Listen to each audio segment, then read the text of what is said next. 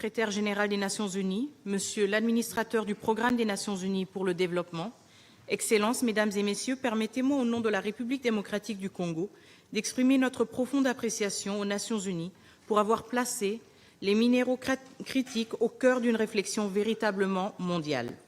La transition énergétique est devenue une nécessité planétaire, mais elle ne sera véritablement juste que si elle transforme également les économies des pays qui en fournissent les fondations.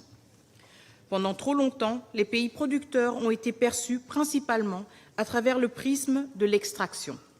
Les matières premières au sud, la transformation, les technologies et l'essentiel de la valeur ajoutée ailleurs. La véritable question n'est donc plus seulement de savoir d'où proviennent les minéraux critiques, mais où demeure la valeur et surtout la richesse qu'ils créent. La République démocratique du Congo porte une ambition claire, devenir un pôle africain majeur de production responsable, de transformation industrielle et d'innovation autour des minéraux critiques. Cette ambition suppose des investissements dans les infrastructures, l'énergie, la recherche, les compétences et les technologies. Elle suppose aussi la formalisation et la modernisation de l'exploitation artisanale afin que les travailleurs et les communautés locales deviennent pleinement partie prenante des chaînes de valeur qu'ils rendent possibles. Notre participation récente au Forum d'Abidjan a réaffirmé cette conviction. Nous avons besoin d'un partenariat renouvelé, fondé sur la transparence, le renforcement des capacités institutionnelles, une plus grande création de valeur sur le continent africain et une articulation cohérente entre les cadres nationaux, régionaux et multilatéraux. Excellencies, the global energy transition must not become another extractive transition. If it merely replaces one form of dependency with another, it will have fallen short of its promise.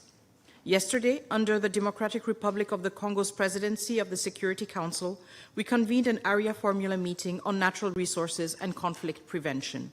For countries like mine, this is no longer merely a development issue. Illicit exploitation weakens state authority, erodes sovereignty, and facilitates the violation of territorial integrity.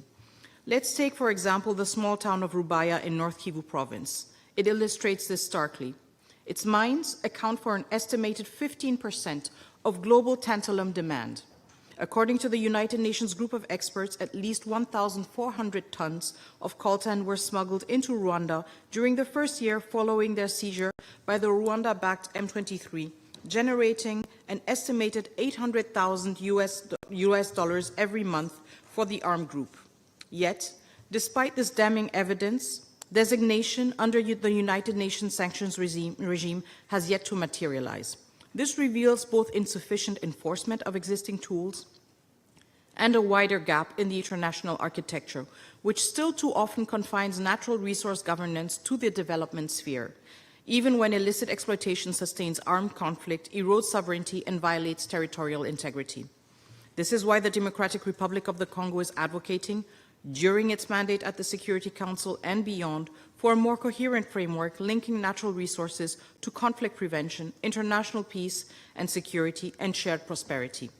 We welcome the Secretary General's guiding principles and actionable recommendations, but principles will matter only if they translate into measurable change on the ground. Partnership must move beyond securing access to raw materials. They must support local and regional value addition, infrastructure, technology transfer, research, skills industrialization, and access to finance and markets. Responsibility must also extend across the entire value chain. It cannot stop at the mine gate. Producers, traders, processors, financial institutions, manufacturers, and consumer countries must all be accountable. Traceability must combat fraud, smuggling, and conflict financing without excluding legitimate artisanal producers, creating new barriers to market access, or placing the full burden of compliance on producing countries. This agenda lies at the intersection of the Sustainable Development Goals, clean energy, decent work, industrialization, responsible production, climate action, strong institutions, and international partnerships. Progress towards one goal must never come at the expense of another. Ultimately, the success of the energy transition will not be measured only by the number of batteries, electric vehicles, or wind turbines produced. It will also be measured by whether the countries, workers, and communities whose resources make the transition possible are safer, more sovereign, and more prosperous because of it. Je vous remercie. Thank you very much.